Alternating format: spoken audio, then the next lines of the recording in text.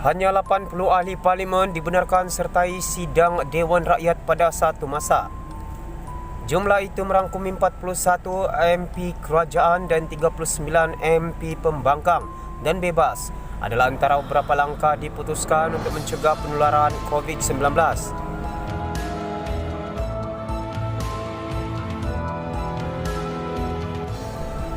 Sebagai sebahagian daripada langkah mencegah penularan COVID-19, hanya 80 daripada 222 ahli parlimen dibenarkan menyertai sidang Dewan Rakyat dalam satu masa. Ketetapan itu bermula esok ketika pembentangan Belanjawan 2021. Pecahan 80 ahli parlimen itu merangkumi 41 orang dari kerajaan dan 39 orang dari pembangkang dan bebas. Menurut Speaker Dewan Rakyat Azhar Azizan Harun dalam kenyataan hari ini, pemilihan ahli parlimen yang menyertai sidang akan ditentukan parti masing-masing dan mereka yang hadir akan diberikan kad khas untuk merekodkan kehadiran. Kenyataan itu dibaca Timbalan Speaker Dewan Rakyat Muhammad Rashid Hasnon ketika permulaan sidang hari ini. Bagaimanapun ketika proses pengundian belah bahagi, semua ahli parlimen dibenarkan berada dalam Dewan. Untuk memanggil mereka masuk ke Dewan, lonceng pertama akan dibunyikan selama 2 minit dan disusuli lonceng kedua 10 minit. Kemudian seperti amalan sebelum ini, kata Azhar. Langkah itu diputuskan dalam mesyuarat penyelarasan urusan Dewan Rakyat berikutan penularan wabak COVID-19 yang diadakan semalam. Mesyuarat disertai Azhar dan 10 ketua whip parti. Selain itu, mesyuarat turut memutuskan beberapa langkah lain. Antaranya sidang disingkatkan, iaitu bermula pada pukul 10 pagi dan berakhir pada 2 petang. Perubahan waktu persidangan ini bermula 9 November hingga 15 November, merupakan tambahan sejam berbanding persidangan minggu ini yang diadakan 10 hingga 1,5 hari. Sesi pertanyaan bagi jawab lisan ditetapkan dari Isnin dan Rabu bermula 10 pagi hingga 11 pagi. Manakala pada Selasa dan Khamis diperuntukkan 55 minit bagi sesi pertanyaan jawab lisan bermula 10.05 minit pagi hingga jam 11 pagi. Hanya satu soalan tambahan dibenarkan dan soalan tambahan tersebut mesti seringkas yang boleh, katanya. Hanya satu soalan tambahan dibenarkan dan soalan tambahan tersebut mesti seringkas yang boleh, katanya. Sementara itu, waktu pertanyaan-pertanyaan Menteri MQT dilaksanakan setiap hari Selasa dan Khamis dipendekkan daripada 30 minit kepada 5 minit. Dalam sesi MQT, ahli parlimen dibenarkan untuk membaca soalan ada dijawab oleh menteri secara bertulis pada hari yang sama. Soalan dan jawapan tersebut akan disiarkan di portal Malaysia Parlimen secepat mungkin, tambah beliau. Sementara itu, Azhar berkata perbahasan peringkat dasar untuk Belanjawan 2021 ditetapkan selama 8 hari bermula 9 November hingga 19 November. Jawapan menteri di peringkat dasar kekal selama 3 hari dari 23 November hingga 25 November, katanya. Tambahnya, perbahasan bagi peringkat jawatan kuasa ditetapkan selama 11 hari.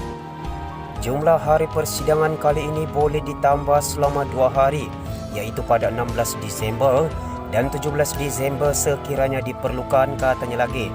Persidangan Dewan Rakyat kali ini menjadi tumpuan selepas Kerajaan Perikatan Nasional akan membentangkan Belanjawan 2021 pada 6 November esok. Terdahulu, sidang Dewan Rakyat yang biasanya berjalan sehingga pukul 5.30 petang dipendekkan kepada pukul 1 tengah hari. Ia selepas 6 kes positif dikesan melibatkan individu yang bertugas di sana dikenal pasti pada 2 November lalu. Kita beralih ke perkongsian berita yang terakhir. Biden hanya perlu 6 undi untuk menang. Ia selepas calon Demokrat itu dijangka mendapat 16 undi elektoral di Michigan setelah mendahului dengan 49.9% berbanding 48.6% yang diraih Trump.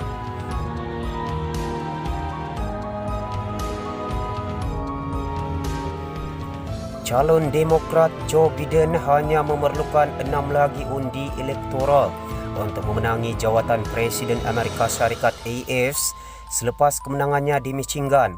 Memetik unjuran Fox News, lapor agensi Sputnik. Biden diramal memperoleh 16 undi elektoral dan negeri itu selepas mendahului dengan 49.9% berbanding 48.6% yang diraih Presiden Donald Trump. Sebanyak 99% undi sudah dikira, lapor Fox. Ia menjadikan Biden hanya memerlukan 6 lagi undi daripada 270 yang diperlukan untuk muncul sebagai Presiden AS yang baru, kata laporan itu. Sumber dari bernama. Dalam laporan berkaitan, agak pelik keputusan tiba-tiba memihak kepada Demokrat, kata Trump. Malam tadi saya di depan di hampir semua negeri yang dikuasai Demokrat, tetapi satu demi satu ia hilang ketika peti undi baru dikira, katanya.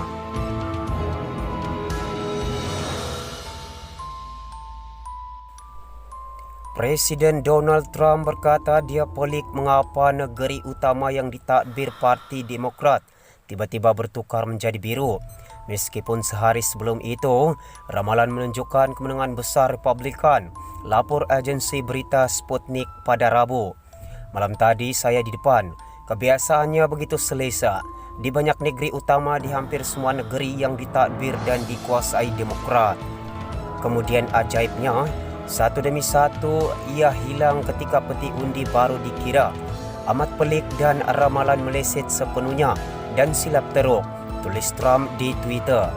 Michigan menjadi negeri terbaru yang mencetuskan kejutan apabila kedudukan berubah memihak kepada calon Demokrat Joe Biden. Meskipun kiraan undi belum berakhir, Michigan menjadi negeri terbaru yang mencetuskan kejutan apabila kedudukan berubah memihak kepada calon Demokrat Joe Biden. Meskipun kiraan undi belum berakhir, menurut Fox News, Biden kini di depan dengan 49.4% berbanding 49.1%, diraih Trump dengan 95%. Undi sudah dikira. Sumber dari bernama. Semua sumber berita telah dipetik dari Malaysia Kini Online. Terima kasih kerana anda mendengar video ini sehingga ke penghujungnya. Jangan lupa like dan subscribe channel ini. Terima kasih.